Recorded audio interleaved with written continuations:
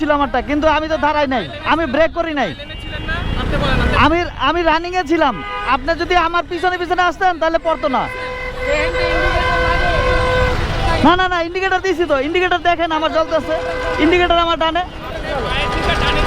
না ডানে চাপাই নাই, আপনার সাথে সাথে ছিলাম, কিন্তু আপনি ওই গাড়িটার চাপ দেখে আপনি আমার চাপ দিচ্ছেন, ওই ডান পাশের গাড়িটারে। একটু পিছনে যান, ব্যাগে যান। আমার সাথে এই ঘটনাটা ঘটছে বনশ্রী রোডে আমি যাচ্ছিলাম, গুলশানের দিকে যাব। সো আমি কিন্তু সামনে যাচ্ছিলাম, আমার পিছনে ছিল এই প্রাইভেট কারটা।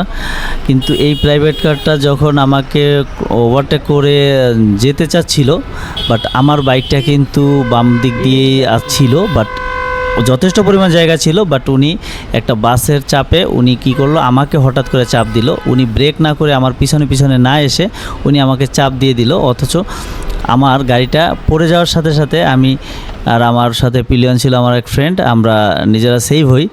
তো তাই আমাদের তেমন কিছু হয় নাই, আমাদের তেমন কোনো ক্ষতি হয়নি। তবে আমরা খুব অবাক হই যে এরকম একটা ব্যস্ত রাস্তার মধ্যে, এবং যেখানে আমরা পাশ দিয়ে আস্তে আস্তে যাচ্ছিলাম, সেখানে হঠাৎ করে পিছন থেকে একটা গাড়ি এসে আমাদের চাপ দিবে, এটা অবাক হয়ে যায়। গাড়ি চালাইতে পারে না,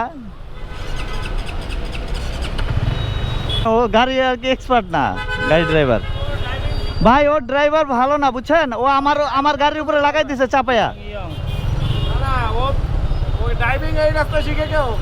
ড্রাইভিং শিখতে আছে।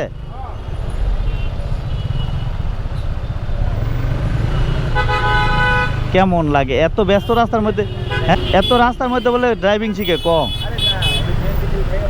যেটা ধারণা করেছিলাম আসলে সেটাই সত্যি হলো, কারণ ওই গাড়ির যে ড্রাইভার আসলে সে এক্সপার্ট ড্রাইভার না, সে গাড়ির ড্রাইভিং শিখতেছে। আমার সামনে যে বাইকার ভাই গেল একটু আগে, সে কিন্তু এই সেম কথাই বললো, বিকজ উনি পিছনে বসে সেরকমই একটা প্রবলেম ফেস করছে। তো উনিও বুঝতে পারছে, আর আমিও ওনার ড্রাইভিং দেখে আসলে বুঝতে পারছি যে আসলে নতুন একজন ড্রাইভার। কারণ উনি যখন আমার সামনাসামনি চলতেছিল, তখন কিন্তু আমি বুঝতে পারছি যে উনি আসলে ড্রাইভিংটা ভালো পারছে না। যখন আমার গাড়িটা পড়ে গেল, তখন আমি বুঝতে পারছি যে আসলে উনি রং কথা বলতেছে, তখন আমি বুঝছি যে ওনার ড্রাইভিং আইডিয়া নাই।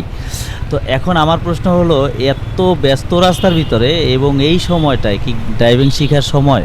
এটা আপনাদের কাছে প্রশ্ন আমার।